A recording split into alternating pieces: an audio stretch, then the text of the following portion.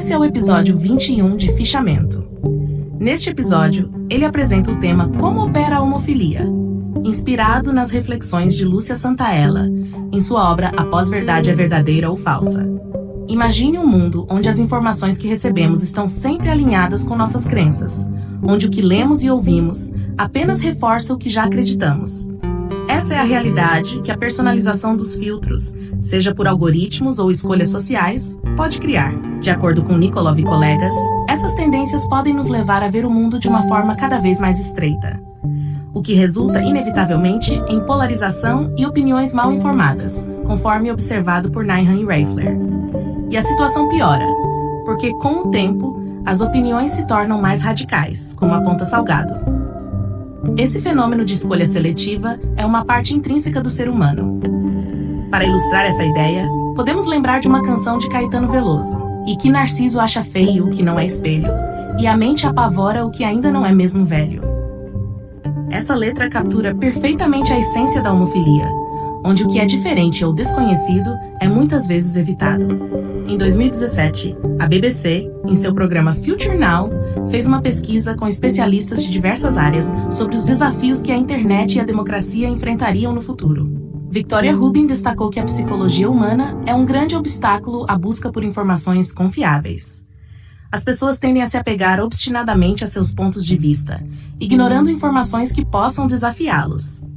A crença, seja em ideias, religiões ou afinidades políticas, já existia muito antes da era digital. Conforme Perosa observou, não há argumentos racionais que possam superar a força dessa crença. Os psicólogos cognitivos falam sobre o viés da confirmação, que é a tendência de aceitarmos informações que confirmam nossas crenças e rejeitarmos aquelas que as contradizem. Quando confrontados com dados que desafiam nossa visão de mundo, é bem provável que optemos por ignorá-los. A mente humana é programada para reconhecer padrões. Ela se sente mais à vontade com o familiar do que com o desconhecido. Por isso, quando somos apresentados a ideias novas ou diferentes, nossa mente pode hesitar ou até mesmo rejeitar essa informação. C.S. Peirce, um renomado filósofo, nos ensinou que nossos hábitos de pensamento são como guias para nossas ações. Portanto, para mudarmos nossos hábitos de pensamento, é preciso também mudar nossos modos de agir. Esse processo explica por que evitamos informações que não se encaixam em nossas crenças, já que isso nos faz sentir mais confortáveis e menos desafiados. Assim, mesmo que os algoritmos fossem eliminados, o que, como sabemos, é praticamente impossível, a tendência de criar bolhas de filtro ainda persistiria.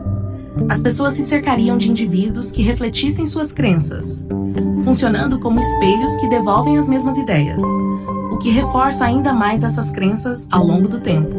Essa dinâmica nos leva a um ciclo vicioso, onde o novo é constantemente evitado e o conhecido é celebrado.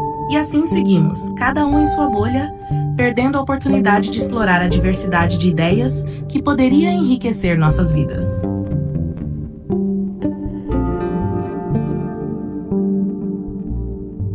Agora vamos abordar as distinções entre redes sociais e mecanismos de busca, inspirado nas reflexões de Lúcia Santaella em sua obra A Pós-Verdade é Verdadeira ou Falsa.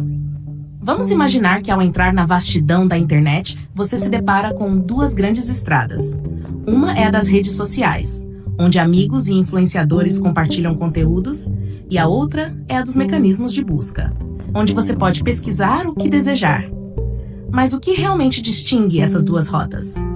Para entender isso, Nikolov e seus colegas, em 2015, conduziram uma pesquisa interessante. Eles coletaram uma enorme quantidade de dados sobre cliques na web e analisaram como as pessoas buscavam informações no Twitter. O estudo envolveu um método cuidadoso que, em essência, tratava de entender a diversidade de fontes de informação acessadas pelos usuários, tanto individualmente quanto em grupo. A pesquisa revelou algo intrigante. A diversidade de informações que as pessoas encontram nas redes sociais é significativamente menor do que aquela que conseguem acessar por meio dos mecanismos de busca. Em outras palavras, quando você navega em redes sociais, corre um risco maior de ser exposto a um número limitado de opiniões e informações.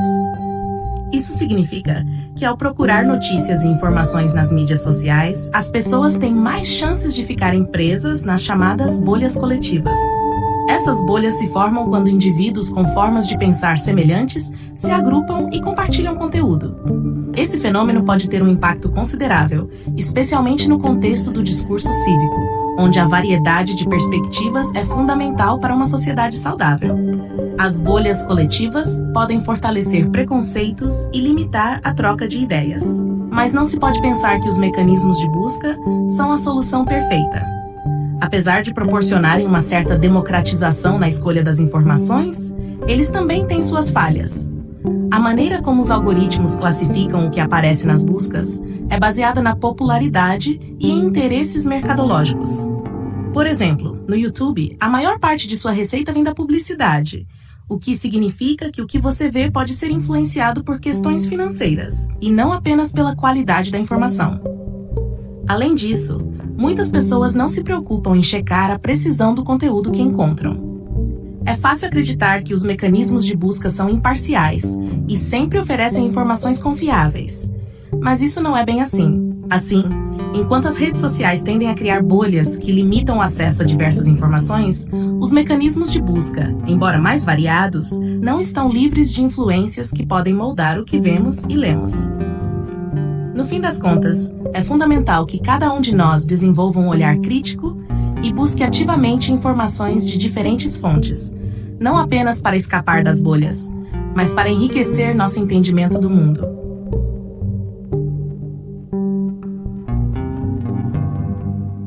Embora se fale muito sobre perigos das bolhas informativas e do negativismo que pode surgir nesse contexto, é importante considerar que as pesquisas também têm mostrado uma perspectiva diferente.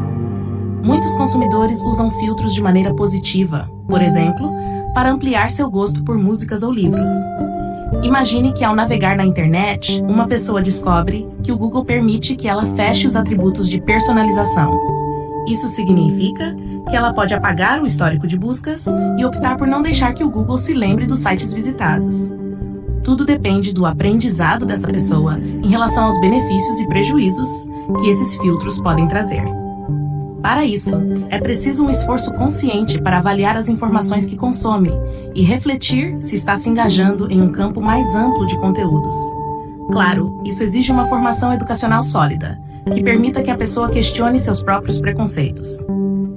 Além disso, existem sites como allsides.com e highfromtheotherside.com que oferecem diferentes perspectivas sobre os mesmos temas, muitas vezes contradizendo as crenças do usuário. E há aplicativos de notícias, como Read Across the Aisle, que mostram se a pessoa está exposta a múltiplas visões, revelando links que podem estar ocultos em suas timelines. Resumindo, o que se faz necessário é entender que estamos vivendo uma transformação profunda na maneira como as informações são produzidas, recebidas e reproduzidas. Sem essa compreensão, corremos o risco de adotar visões catastrofistas, influenciadas por uma percepção conservadora, que espera que a informação funcione como antes da era da internet. Como nos alerta de Felice, no universo digital, a questão não é apenas sobre a quantidade de informação, mas também sobre a própria cultura da informação, que agora é qualitativamente diferente daquela da era dos small data. Atualmente, um oceano de dados, gerado por pessoas, dispositivos e robôs, não pode mais ser gerido por humanos, mas sim por algoritmos e inteligência artificial. Isso não significa que não estamos vivendo em bolhas filtradas, onde a homofilia impera. As pessoas tendem a aceitar automaticamente aquilo que reflete suas próprias opiniões, criando a impressão enganosa de que suas ideias são as únicas corretas. Embora essa tendência exista desde a era da cultura de massas, agora estamos enfrentando uma mudança significativa na escala do acesso à informação. E essas mudanças se intensificam ainda mais no meio da avalanche constante de informações que recebemos na era digital. Entretanto, é fundamental considerar o outro lado dessa moeda. A formação de bolhas não depende apenas das escolhas individuais. Elas também atuam como formas de filtragem que podem neutralizar a ansiedade causada pela sobrecarga de informações.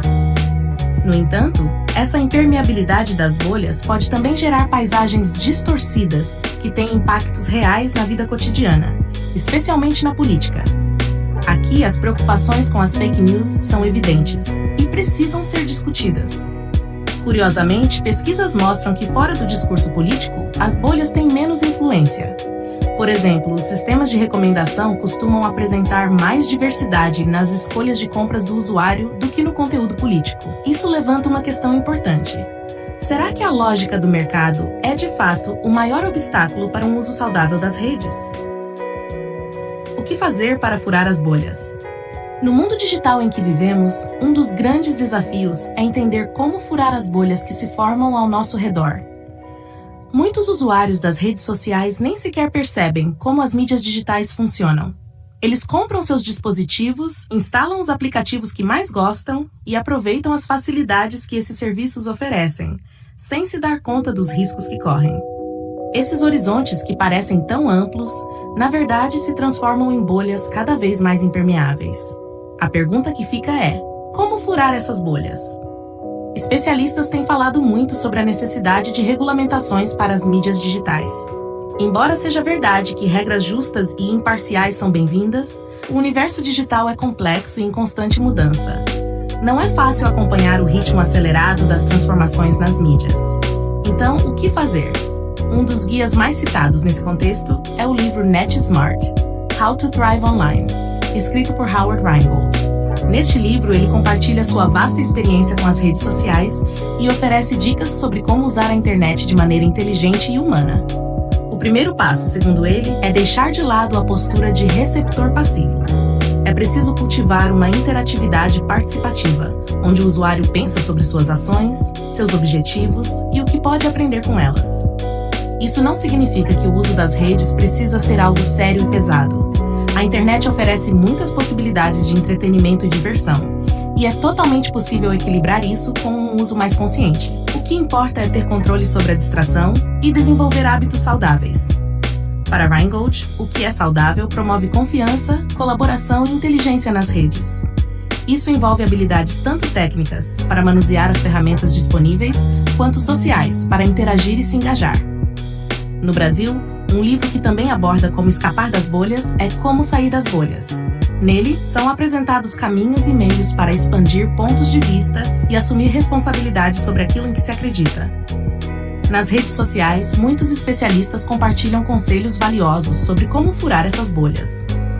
O autor Schroeder sugere 3 estratégias: conhecer seus vizinhos nas redes, manter uma dieta midiática equilibrada e navegar pelos feeds de outras pessoas.